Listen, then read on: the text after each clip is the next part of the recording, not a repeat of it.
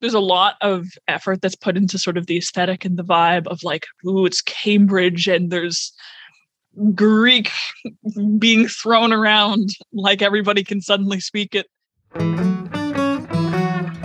Welcome to Keep It Fictional, a weekly podcast for book lovers by book lovers. Build your to-be-read list with Sadie, Liz, Virginia, Fiona, and Corene from the Port Moody Public Library. Warning, this podcast contains strong opinions and may cause an increase in your library holds list.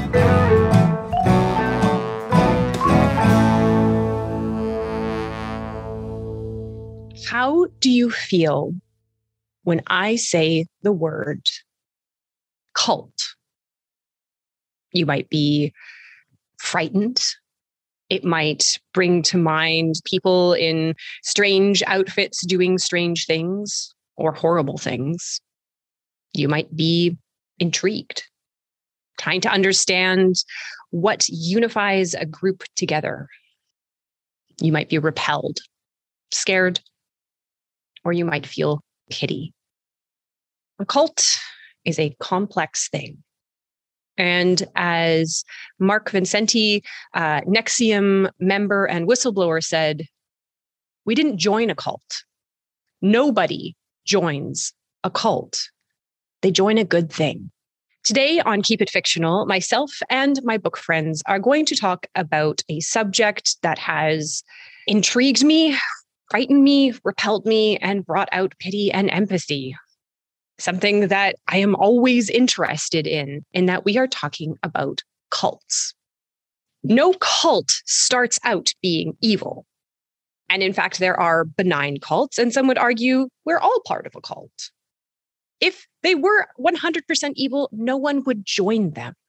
And in fact, what is defined as a cult has changed over time. So the word cult first came up in the 1600s, and it was just homage paid to a divinity. Offerings made. In the 1800s, in the United States, there was a major religious revival. Different groups emerged in the United States under that kind of big tent idea. And a cult was just considered unorthodox, maybe a little bit strange, a new approach to spirituality, but not evil.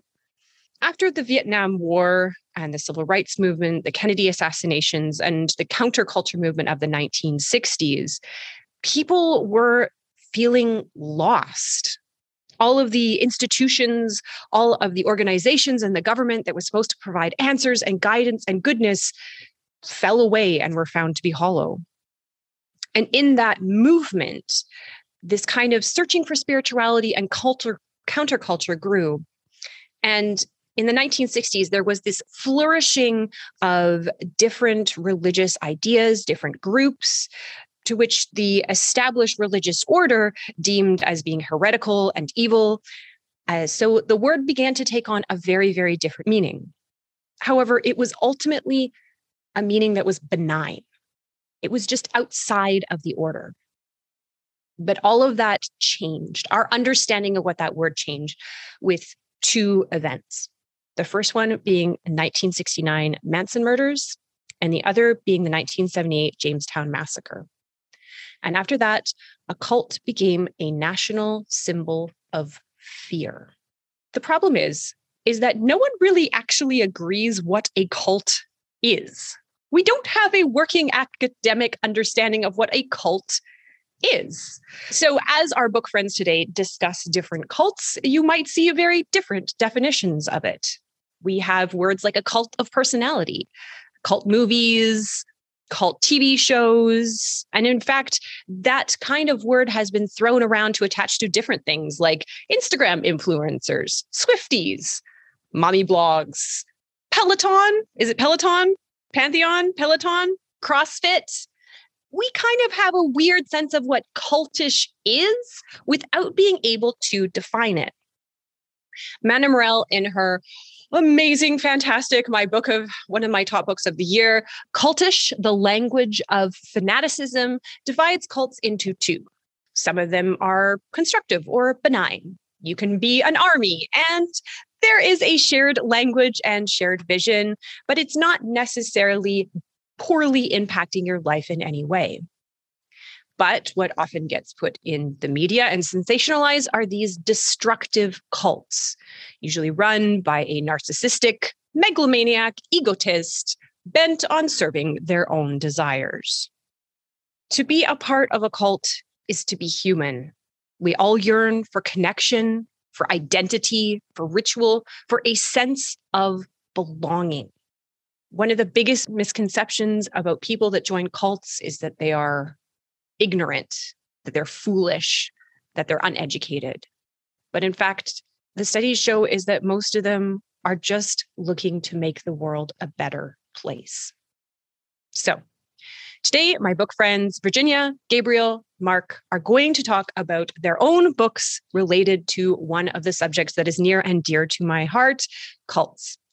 And just as a warning, because of the innate subject matter, some of these books might be a little bit disturbing. They might contain instances of sexual abuse or graphic imagery.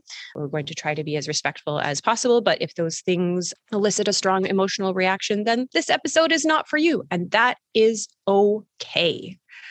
With that in mind, we are going to delve in to this most human of desires, to belong. And we are going to start with Mark. Okay, thank you, Corene. So the book I'm going to be talking about today is Cult X by Fuminori Nakamura. And I've never actually read any of Nakamura's books, but he has a bit of a following of his own for his sort of noir crime fiction.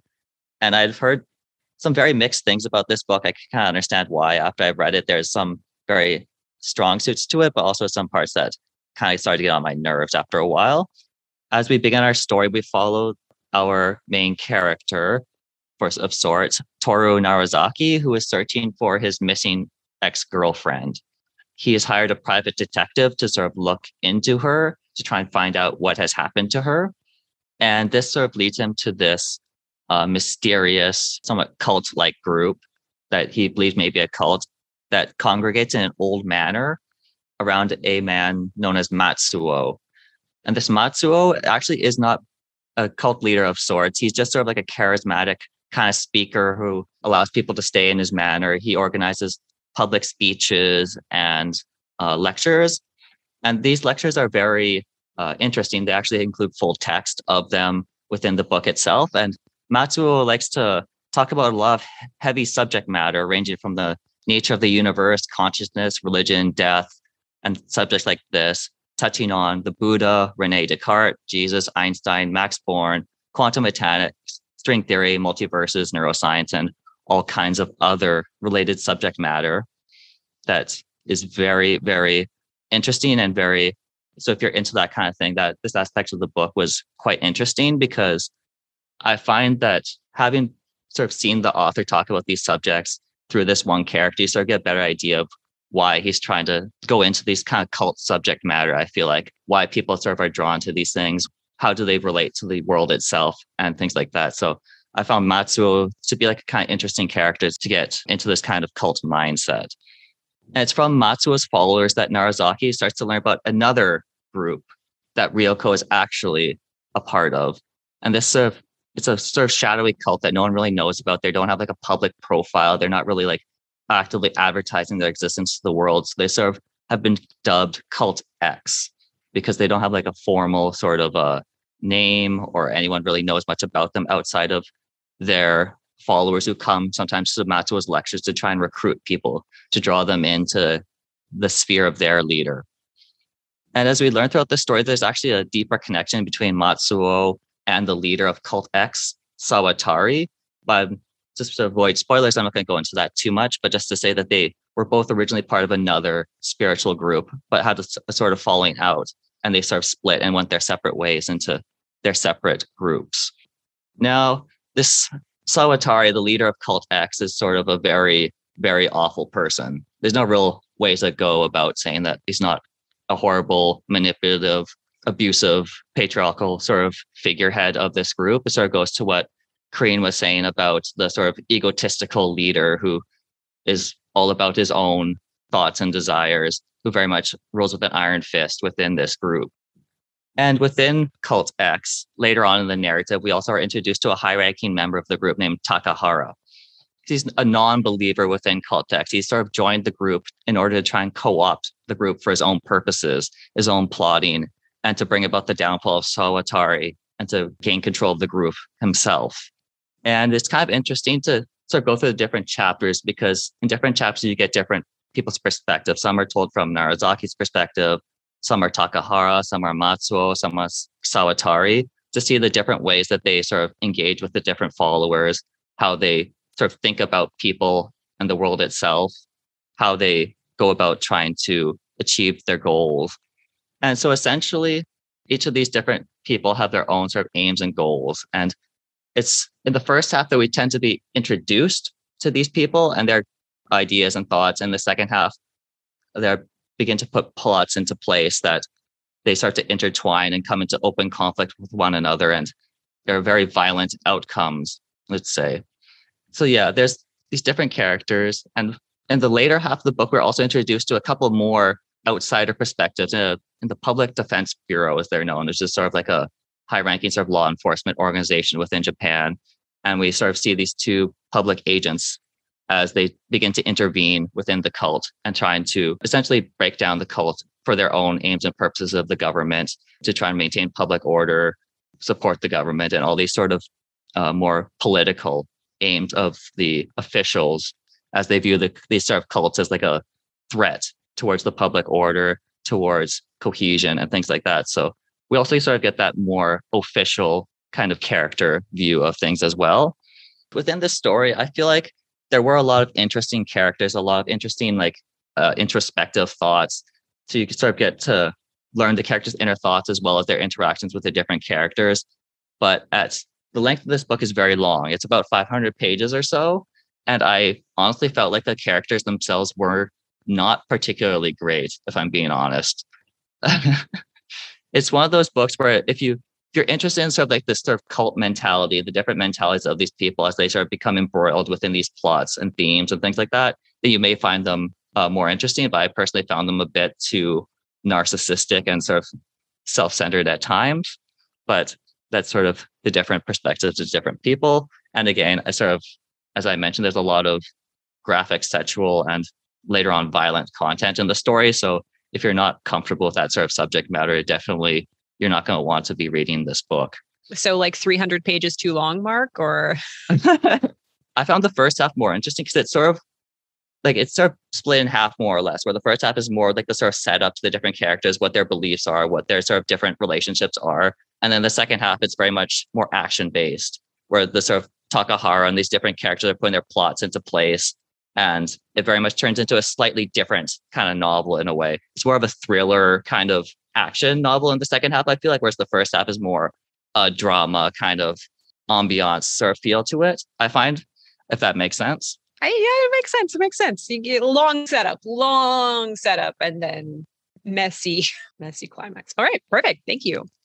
All right, next up is Gabriel. Gabriel, what is your book that you chose for this topic? All right. Well, I think, and this might be the nature of fiction about cults, but I think some elements that were present in Mark's, you might sort of see appear in the book that I chose, just in maybe a little bit of a different context. And I would say probably a different feel. I don't think it was intellectual in the same way that Mark's was, but it had a different area that it wanted to sort of explore. So this week, I chose both something that fits into the theme of cults and also something that fits into one of my beloved genres, which is dark academia.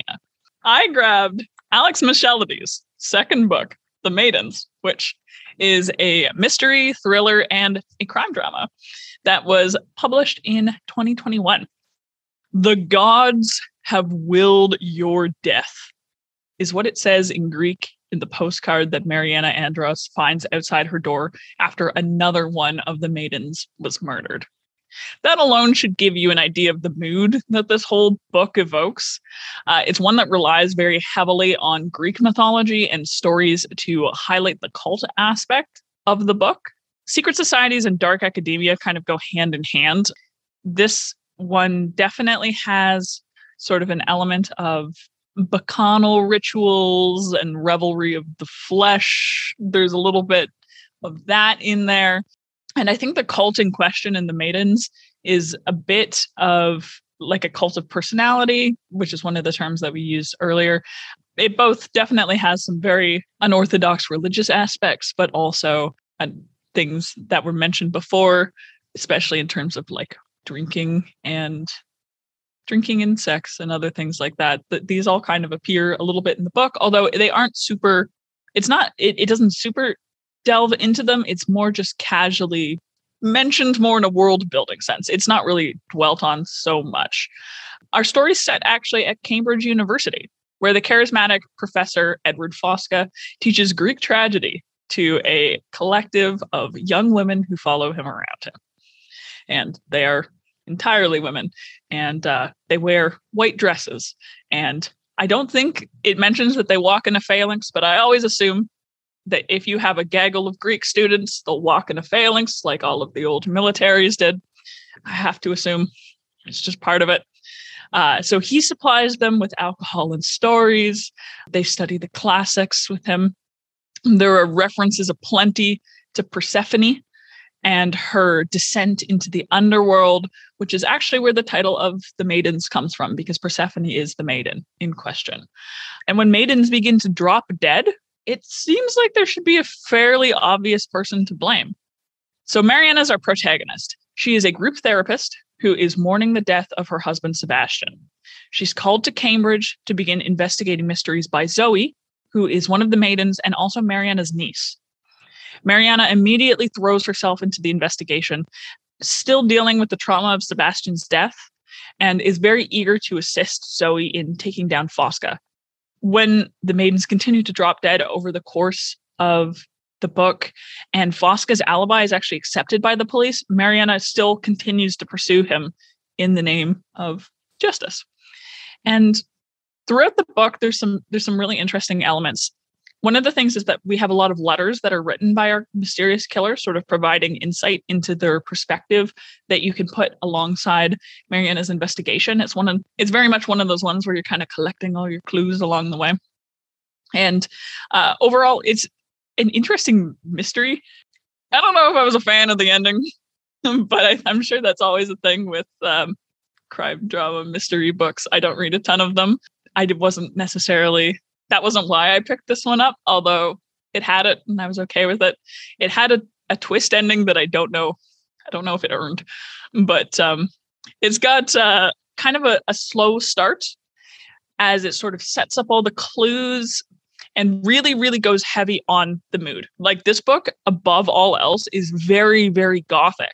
Like, I think that would be the genre that I would think about it using, because there's a lot of effort that's put into sort of the aesthetic and the vibe of like, ooh, it's Cambridge and there's Greek being thrown around like everybody can suddenly speak it. And it's dark and sad and there's an imagery and all of that kind of stuff. And Mariana herself is really a gothic heroine, for better or for worse. In my opinion, maybe for worse, because gothic heroines have a lot of stuff happen to them and they just kind of have to go, wow, what an experience that was. I wish she was a little more active in this book, basically. But if you like dark academia and cults and murder mysteries, it's definitely a good contender. One of my favorite books of all time is The Secret History by Donna Tartt. And I couldn't help but compare a lot of the similar elements and find this one just wasn't as fun to me. But one thing that The Maidens does have going for it is that the story does explore the aspects of sort of gender and power in situations like this a bit more than The Secret History, which is very much similar to other books in the genre, which is kind of a boys' club. Like, there's like maybe one female character in The Secret History, despite the fact that the author is a woman and it's supposed to be based on her own time at university.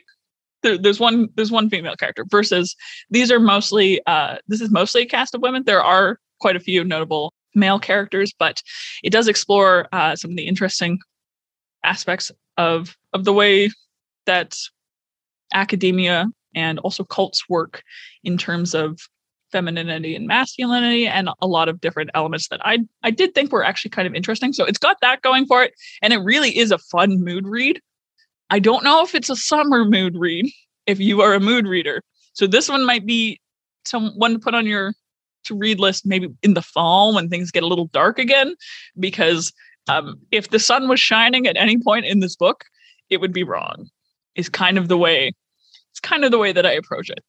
I do not have a cult video game recommendation, unfortunately. I will mention my favorite cults in video games are usually not ones that are to be taken seriously, such as in the Borderlands series, almost everyone worships Handsome Jack, one of my favorite all-time video game characters, but it's never taken seriously. I don't think that's a plotline that's explored enough in that genre versus in books. I think you get a lot more of interesting cult content. So that was my book for this week. It was The Maidens by Alex Michaelides. Excellent, Gabriel. Excellent. I love how you found a book that also managed to be in your wheelhouse of dark academia. And yeah, one could argue The Secret History also is a cult book and a cult classic, one could say. And, as a mood reader, the summertime is the dark time. The summertime is when you read the most disturbing books of all. So I might actually pick that one up, even though that was a lukewarm plug, but I'll accept it. All right. Well, we are going to go into our existential question next. And I am curious to know, among here and in Amanda Morell's books, again, she makes the argument, because we don't have a working definition of what a cult really is that a lot of organizations, groups, fans are in fact cults. They have a shared language. They kind of work together.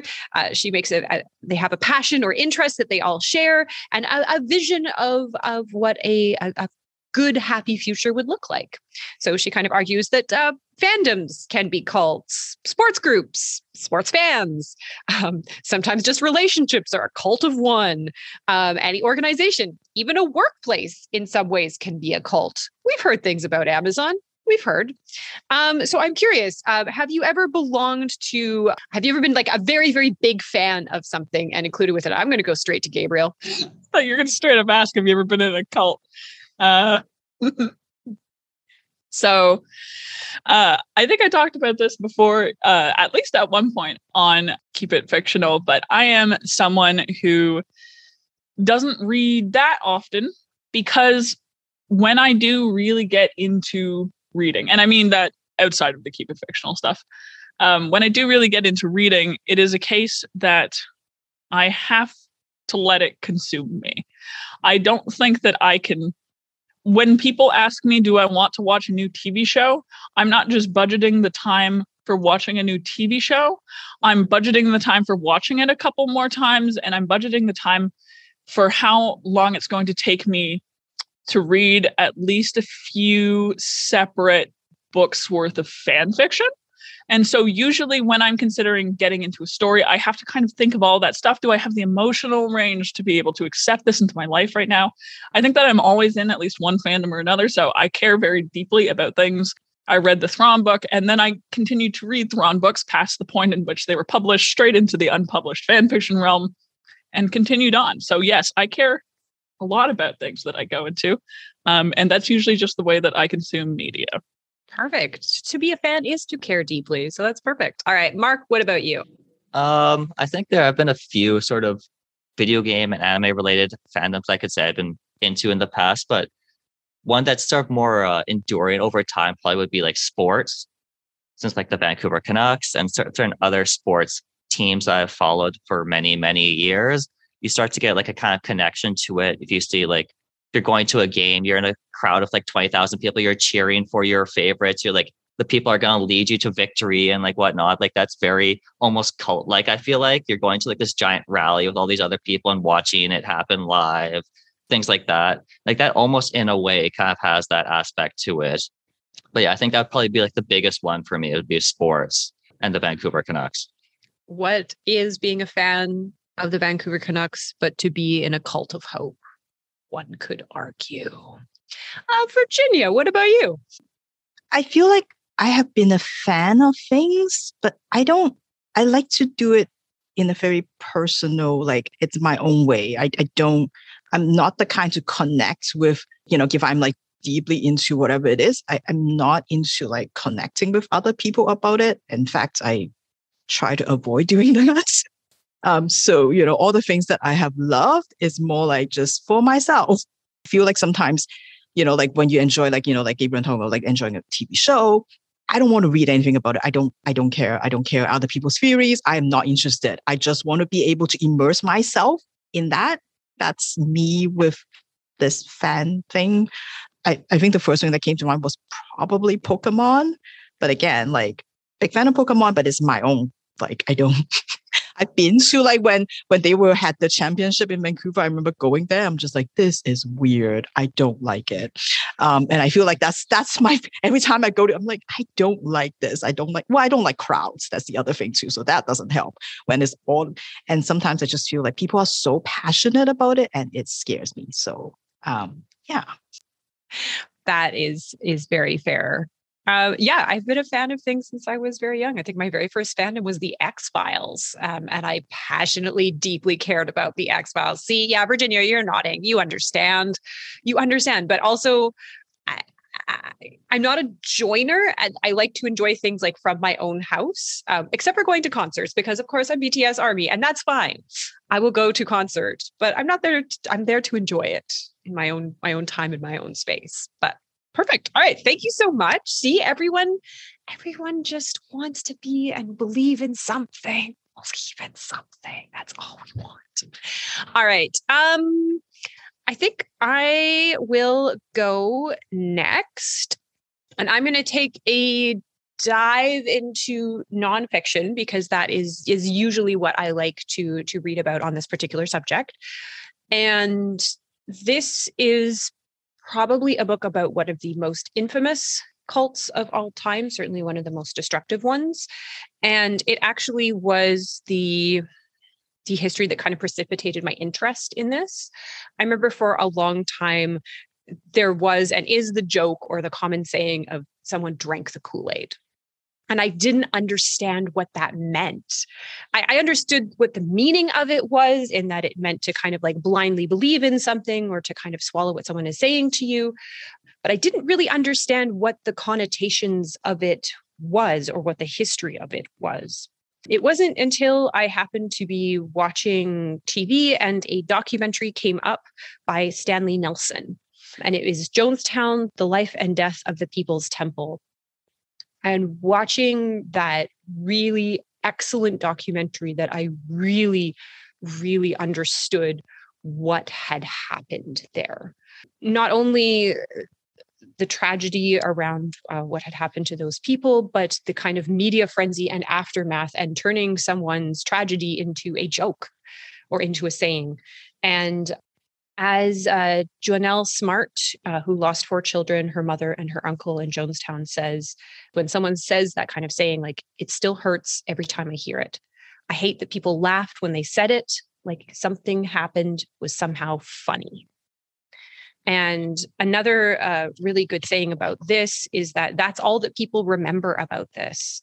They remember that particular saying or that fabricated thing, and they don't remember what the people involved with it were actually striving for.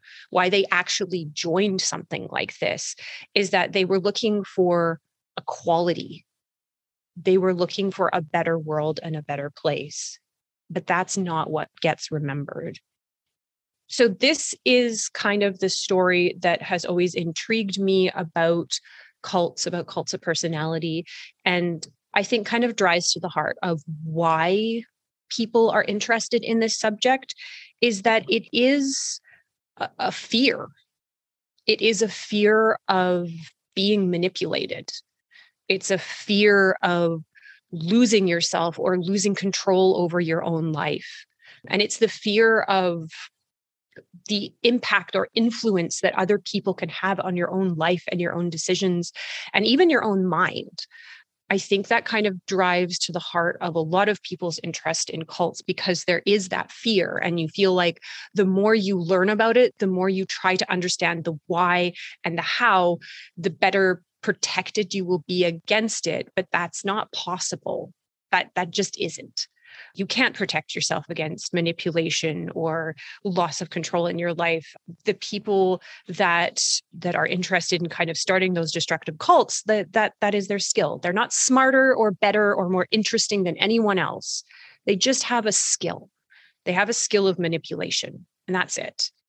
And I think that stripping away kind of like the sensationalism and the media narrative of what happens in these particular scenarios is really important, because we build up these people, these characters as being somehow superhuman when they were just people, horrible people. And I think that the book that I read does a really good job of being factual, being matter of fact about what had happened and not trying to speculate on the psychology of it, but being factual about this person's life and their decisions, and also the tragedy of the victims, and why they had kind of found themselves there, and making you feel very empathetic to them. Again, I had this preconceived notion that in order to be kind of taken in by someone, you had to be weak, that you had to be foolish, that you had to be easily suggestible. And that's really not the case. Like, all these people want is, again, as Amanda Montell says, like, is this very human connection. They want to make the world a better place. They see the injustices in the world. They see the inequality. In the case of Jonestown, they saw the economic and the racial inequality in the United States, and they wanted to do something about it.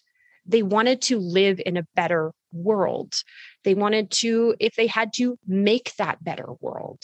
And here is someone who is kind of leading them on and saying, I can make this better world for us. We can do this together. I just need your cooperation. Jeff Guinn has written a really, I think, kind of one of the best books that I've read on the subject, which is The Road to Jamestown, Jim Jones and the People's Temple, where he looks at the life and history of Jim Jones, looks into the lives of the victims, looks into kind of the larger historical and social issues that were going on at the time. He looks at the particular area that the People's Temple kind of flourished in, to the point where politicians would endorse Jim Jones because he was really making a difference in the issues of social justice in the community and in civil rights. And he talks about how, yes, at the beginning, Jim Jones was really interested in kind of try to bridge the economic and racial divides in the United States, how he really was an advocate for poor African Americans and really did see how they were being treated by society and wanted to do something about it, and how that slowly got corrupted through power, through drugs, through influence, until it turned out to where it is. The majority of this book is kind of focused on that history of the People's Temple. And then the last section of it kind of deals with the massacre, again, in a very empathetic and factual way, but it is incredibly disturbing. There are images and there are stories in this that are not for everyone at all. I would say if you are interested in this and want someone who has clearly done the research and is approaching it from a very, I would say, respectful point of view of trying to understand, then this is a really excellent book to start on, because that is, for me, my interest in this particular subject is I want to understand. I don't understand and I want to. And I think that if you are centering the history and the victims in this particular instance, that there is a way to do that respectfully without sensationalizing it. And I think that Jeff Guinn does a really, really good job of it. So yeah, if you are interested in the subject, and again, go in with the knowledge that this is a story with a horrible end. 918 people died. And I think that's sometimes what gets lost in a joke or in a saying that we don't really understand the history of, is that 918 people died because of the direction of one person, of one man. And so the hope is that if we can understand it, if we can pick it apart dispassionately without getting caught up in the narrative or that history of personality, is that in the hopes that maybe one day we can stop this from happening again.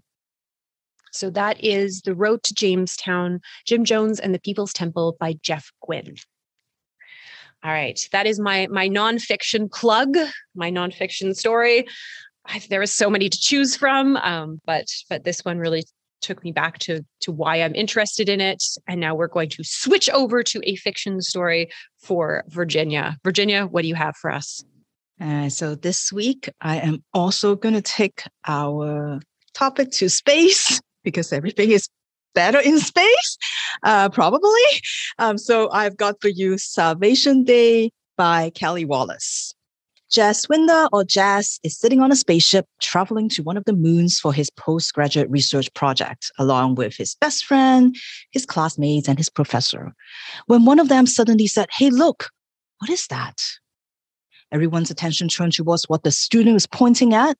And from the windows, they can see that there's this huge object outside. Jas took one look and he knows what they're looking at, even though he couldn't believe this is what they're looking at. That is the House of Wisdom, a now abandoned ship, but once home of 428 people, including Jas and his parents. A place he calls home for almost 10 years. But now everybody on board is dead and Jas is the only survivor. All the people were killed by a virus unleashed upon them by a scientist who was fired and decided to take revenge on them. Jas remembers clearly the day that his mother and he went back to their room and they found their father inside. And his mother tried to calmly ask his father, "Vinod, what are you doing with the knife?" And his father, upon seeing his wife and his son, rushed into the bathroom and locked himself in with the knife. His father has been infected. And having seen what this virus did to others on board, he wanted to make sure that he's not going to endanger his family. So he decided to bar himself in and take matters into his own hand. His mother, also recognizing that her husband has been infected, dragged Jas away from the room to her lab, and she forced him into one of those small experimental spacecraft that she has been working on. And Jas remembers trying to resist, trying to say, "No, I don't want to go." And his mother said, no, this is no longer safe on the ship. You need to go now. And I will follow, I promise, right away, okay? Just please. And of course, his mother never did. She died along with the other 427 people. Jas doesn't understand why he's seeing the House of Wisdom right now, right outside the spaceship, because the moon that they are supposed to go to is nowhere near it, but the House of Wisdom is right there. Well, it's because Sarah has changed the flight path. She and the crew has been training and preparing for this mission for years. And for years, she has been separated from her family just for this. But they're almost there. Their mission is to hijack the ship that they're on, fly to the House of Wisdom, get on board, make sure the ship is safe, restart the system, take control. And in the meantime, the Homestead, another ship, has been sailing also towards the House of Wisdom, waiting for Sarah's signal and her confirmation that it is safe to proceed. On the Homestead, hundreds of people, all of Sarah's family, their group has been living in the desert for a while, guided by Adam, their leader. After the collapse, there are only certain areas on Earth that is safe to live in, and these areas are all controlled by the council. And to live there, you have to become a citizen. But not everybody agrees with the council. Not everybody wants to bend to the council. So many people decide to just find a way to survive in the desert instead. Adam, their leader, has seen that in his vision, that living in the desert is not going to be sustainable. They need to look to the sky. They need to look to space for a new home. The government, the council, they have been hiding all kinds of secrets from the people, and everything they say, including what happened to the House of Wisdom, is a lie. He knows better. The ship is going to be the future. That is where they can settle, and it will have everything they need, and they will be safe, and they won't have to live under the council anymore. And so it is imperative that Sarah and her family members succeeded in their mission so they can have a place to live. But there's another reason why Sarah is so determined to get on board the House of Wisdom. Her father is Dr. Gregory Lagos, and he is the scientist that has unleashed the virus on the House of Wisdom. Sarah needs to know why. She needs to know what happened, and she thinks like if she can just get to the ship, she'll be able to find answers. But despite what Adam's vision has been telling him, despite what he thinks he knows, what the government is hiding, and despite Jazz's countless replays of all the final communication and messages that were sent from the House of Wisdom to Earth, none of them knows that the people were not killed by a virus. They were killed by something else. And as they board the House of Wisdom and trying to restart the ship, and that's the reason why they needed Jaswinder, because he is the only one left that can able to get them access to certain things on the ship so they can restart it again. But as they board the ship, they didn't know that they have also at the same time woken something else up. One of my favorite genre mashup is horror and science fiction.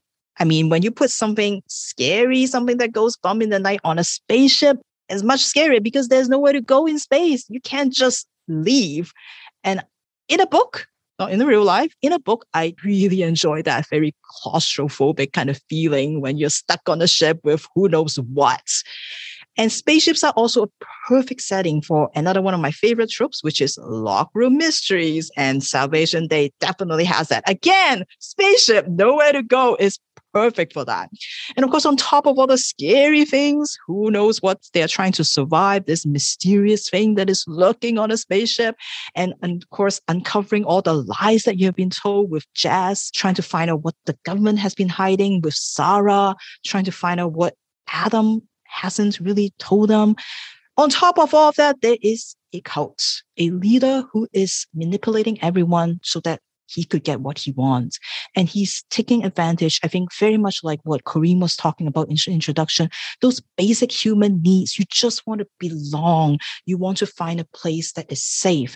And he is taking advantage of that. And in this case, it's even more so than just that sense of belonging, because many of the people here, they are refugees. After the collapse of Earth, they have nowhere to go. They're trying to get into those safe zones, but for some reason, their application is just taking forever and they can't get in and they keep getting stopped. And so what Adam can offer them seems so much more promising. And Adam is taking advantage of that.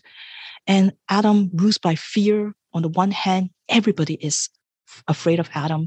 They have seen his fits of rage and they're scared that he would be mad at them. And so they are desperate to make sure that they can succeed in this mission. But at the same time, Sarah and everybody else just desperately also want his approval. They're craving for his affection. Nobody wants to disappoint Adam. And that sort of dynamics is explored in the book, and which makes it like, I think like Corene said, you're trying to understand why people would join a group, and also understand that it is not because they are weak, not because they don't know any better, but there's something deeper than that. So a great thriller. It's got everything. It's got mystery, it got space, it got suspense. And if you can stomach just a bit, well, I don't know, just a bit maybe is an understatement, a little bit of body horror, then I think this would be a really good read for you. It is Salvation Day by Kali Wallace. Fantastic. Thank you, Virginia. I love that you managed to fulfill the brief in space. I love it. I love it. So to kind of close, Amanda Montell argues in her amazing book, Cultish, that a cult is all about the power of language. Again, most people join a group like this out of their own free will, convinced by the words of others. Language can make people feel unique and special and individual and connected to other people. Language can also make you dependent on a leader for their approval, for their, sometimes your even survival. And language can also convince people to act in ways that are completely in conflict with their former reality, ethics, and sense of self. Most of what these leaders or these groups do is through the power of language. It can both make you a part of a group and close you off to others. It can make you feel belonging, but it can also set up a divide between us who speak the language and them who don't. To manipulate language means that you can convince people to buy things, to join, to attack, to ostracize, to abandon, and to believe. And you're doing all of this with the power of language. It can again make you act in ways that are contrary to what you believed of yourself. Reading these stories and being aware of who and what and how people are trying to influence your behavior can only give you the tools to ensure that you are being true to yourself. Cults ask us to be skeptical, to ask questions. Don't take things at face value. Interrogate them. Interrogate others and interrogate yourself. It teaches us how to be aware of how manipulation and the manipulation of language works. Because as Amanda Montell writes, tuning into the rhetoric these communities use and how its influence works for both good and not so good can help us participate. And I would say help us choose to participate or not, however we choose, with clearer eyes. So thank you so much to all of my book friends for indulging me on this topic. And we hope that this has maybe changed some of your preconceived notions about what a cult is or what a cult can be. So thank you so much and happy reading, everyone. Thank you for listening. If you like our show, please tell a fellow book lover about it. You can find a list of all the books we discussed in our show notes. Join us next week for another fun book chat. Until then, keep it fictional.